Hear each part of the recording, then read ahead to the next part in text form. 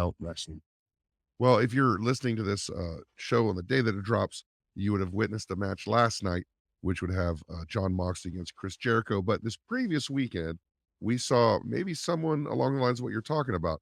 We saw Claudio defend the ROH title against a young man, which to my layman's eyes appears to be some special. This Takeshita, Yes, he's got it, doesn't he? Like he certainly does. great, isn't he? Is an incredible, just incredibly talented man.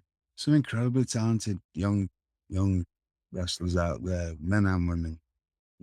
Just that's it.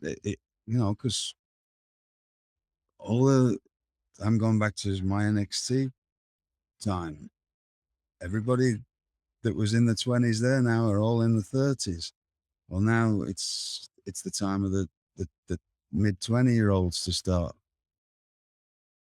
coming to the top, and some really good ones out there across the board, and Takeshita's one of them. But there's a lot.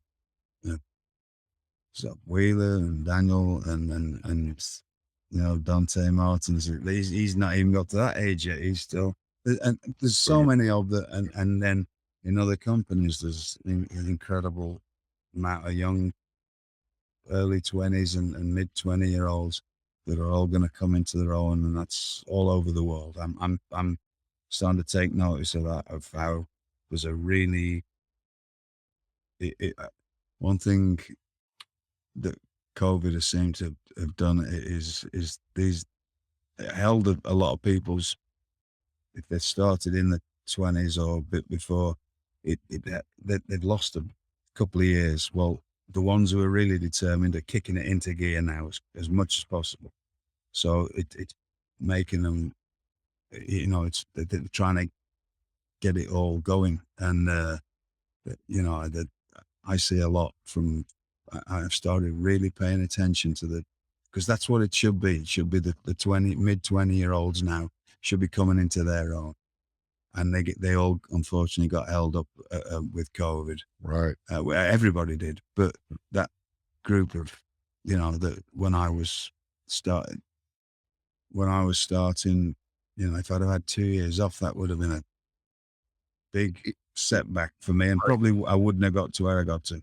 It means a lot in your developmental years. I deal with these Yes. kids, and these kids lost their 7th and 8th and 9th grades to this COVID thing, right? Mhm. And when we're talking about people developing the skills that you need in a profession as complicated and needs as much dedication as professional wrestling, they're really kind of paying the price now. And what you're saying is the ones who really want it are the ones who realize it and are stepping up right now, right? And they're stepping up and they're training hard, and you can just watch. I've there's an incredible group of up round about the mid 20 across the world now in every promotion, and that's whether you've seen them and all yet or not, but that's a great thing. That's a great thing. So and I'm not going to throw names out because it puts too much pressure on people, but I can go from company to company to company to company. There's something special. There's going to be a lot of, there's people I'm watching now that I think are, it's not going to take them till they get to the mid 30s to be showing the world how good they are. Because it usually does. It usually takes you about 30 to start, really people knowing you, but they're all getting a lot of it because they're getting thrown out there very quickly now. But the ones who are prepared and the ones who work hard and the ones who put all the training in and they're not playing at this, what a group of,